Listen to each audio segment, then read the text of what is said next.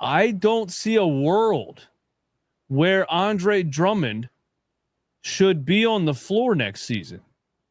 I don't see a world where the 76ers don't trade Andre Drummond. I can't.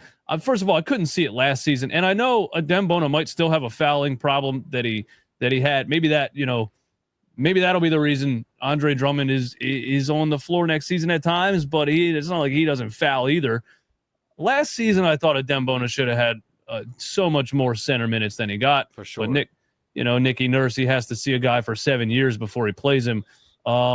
But this upcoming season, I just don't see it. Year 2 Adem Bona, this dude looks like a monster, bro, a monster. And yeah, it's against summer league competition.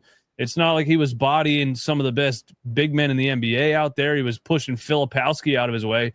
But bro, Filipowski looked like a cardboard cutout trying to guard Adem Bona. He gave him a big shoulder, just knocked him off the court and slammed in his face. He was manhandling that dude.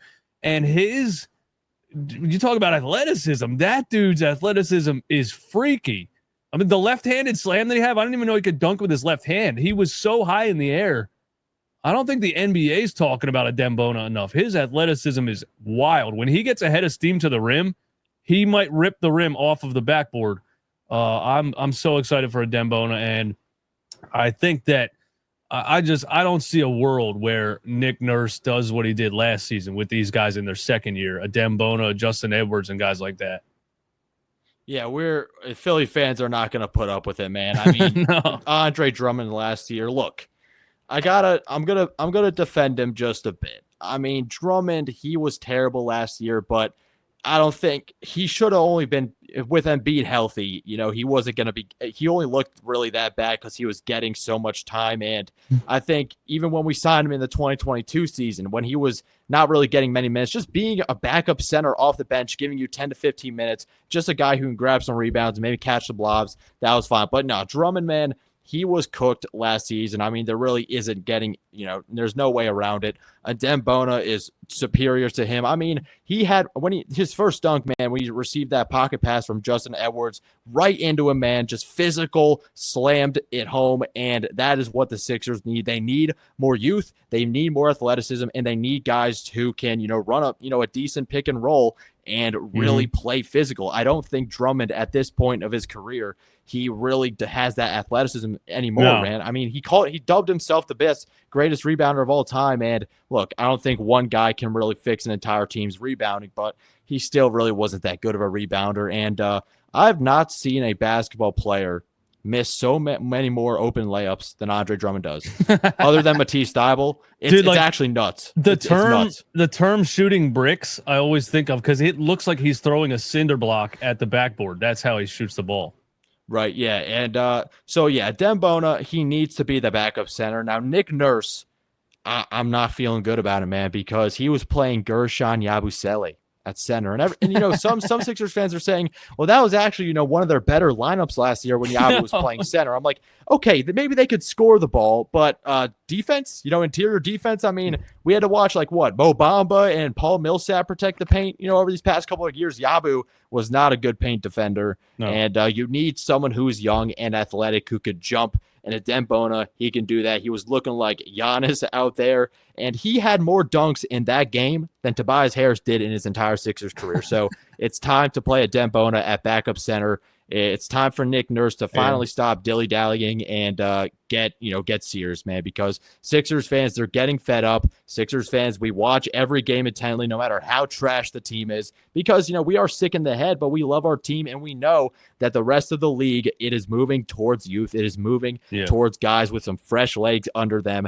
And even if, Adem Bona, if he fouls a lot and he's uncoordinated, that's fine. I'd rather have that than someone who is just decrepit and can't do anything at all, has no juice whatsoever. Drummond, man, I don't know. I mean, hopefully he has a better season, but is Daryl Morey going to just fill him up, give him away in a salary dump? Who really knows? But I think I would much prefer Bona as the backup center. I think at $5 million, you have to, because you don't want a guy on the end of your bench making $5 million. And Andre Drummond signed his player option at $5.2 million or something. And I think you have to try your best to trade him. There was already a rumor that the 76ers were trying to trade him before I don't know if it was before the draft or whatever, but they've been trying to trade him. They've been I mean, the Pacers could use a big man. They just lost Miles Turner, so yeah, there's teams that could use, a rebounder, or in theory, at least Andre Drummond has that, like, his legacy is dominant rebounding, so there's, even if people hopefully some teams didn't watch last season for the Sixers intently because they were so bad, and they don't know that Andre Drummond isn't really as good as he used to be, and they think like, oh, we need rebounding help. Well, Andre Drummond, I think Andre Drummond is still a name people say when they think about that. So there might be a market to at least throw Andre Drummond into one of these maybe 7-team trades that happen this offseason. But yeah, man, it has to be Adem Bona, man. It has to. And yeah, I think you're right that it wasn't totally fair, especially the fact that, Yabusele at center, Drummond at center, nobody could guard the rim. And we'll see if Nick Nurse has a little bit more of a defensive philosophy this year. He's supposed to be a defensive-minded coach, I thought. Yeah, man, I'm looking forward to Adem Bona. They got to figure out something with Andre Drummond. Steve Bagley, with VJ's performance, should we be worried if Quentin Grimes signs to another team? No, I don't think. Well, I want Grimes back just because I want VJ Edgecombe to come off the bench. I think, sure. and that's my opinion. I was gonna maybe ask you what you think. You're way too early off-season starting lineup, but a lot of people have him in the starting lineup already. I don't think you should start a 19-year-old rookie. I just don't. I would rather Maxey, Grimes, and then maybe McCain and VJ off the bench. I think that would be a crazy bench lineup and depth and scoring and defense and athleticism. So yeah, I mean, in theory, here we are again. The if healthies, if healthy, we should be very deep and we should have a lot of scoring, especially if Justin Edwards and Adem Bona are coming off the bench. If Paul George and Joel Embiid are actually playing basketball this season, so yeah, I would like for. I think the Sixers end up working it out with Quentin Grimes, even if it's just for that 1 year, because I think what's happening is Grimes is waiting for something to happen. He's waiting for someone to come up with some kind of salary cap trick to offer him close to the $20 million that apparently he wants. I think his best option is probably to sign the 8.7 with the Sixers for 1 year and then become an unrestricted free agent next season. I think that's what I would do if I was Quentin Grimes right now. I would play my best for a whole season and then be an unrestricted free agent next season and sign wherever I want. But we'll see what happens, man. I mean, I think he's gonna start. I mean, he's gonna sign for a much bigger contract with more money at least in my opinion, because the Sixers, I think they're going to start him.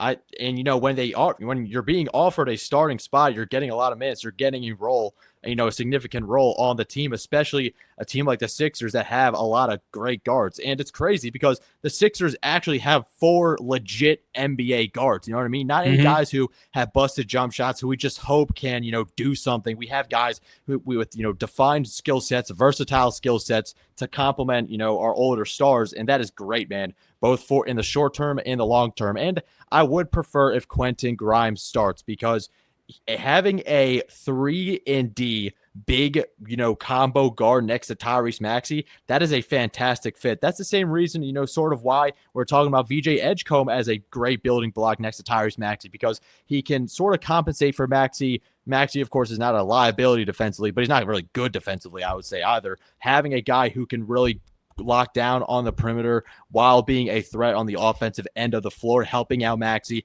giving him someone to dish the rock to when the defense is collapsing on him, that is vital, man. And to have Quentin Grimes, who is a big guard, 6'5", big guard, combo guard who can shoot, who has really unlocked his 3-level scoring, man. I mean, he was going on a crazy run throughout that, post-trade deadline part of the season, putting up like 40+ points against the Rockets, one of the best defenses in the league. So he wasn't going up against, the Hornets every single time. He was showing some genuine improvement in his game when he came to the Sixers, and there really isn't a market for him at all. I mean, no teams are going to be offering him huge contracts. I mean, all the teams that we thought had a bunch of cap space don't have that cap space anymore. It's it's a unique situation within the NBA offseason where a lot of these Yeah. teams, they are sort of already capped and don't have a lot of money to spend. Not really that one team that just could dish out everything for a guy like Quentin Grimes. And the CBA. The CBA is a Yep. big problem for teams because if you're over the cap for 3 straight seasons, there's like serious penalties and you can end up losing first round draft picks and stuff. So there's a lot of teams that are scared of the second apron too.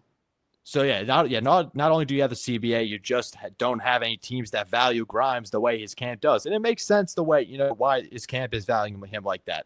Of course, he's going to try and get the best deal possible. But if you do sign with the Sixers, I mean, he is only 24 years old. Maybe sign like a 4-year, $72 million deal, something around that. I think that's what's being floated around. If you could sign that contract, prove that you can be a legit starting player in the NBA. And you enter unrestricted free agency, you're 28 in the middle of your prime, you're going to get a huge deal. I mean, look at OG Anunoby, man. I mean, he signed a huge contract with the Knicks. It'd be huge, man. It would be huge. So I would prefer Quentin Grimes to start, as he is a great complementary piece next to Maxey. And then off the bench, man, you have VJ Edgecombe and Jared McCain. You still have that same tandem with the primarily offensive player that McCain is, as well as that great defender in VJ Edgecombe. You have that versatility. You have just a well-rounded guard rotation, and that is vital in the NBA because a lot of these teams that are making the finals, they have elite guard units. In the Sixers, they finally have that.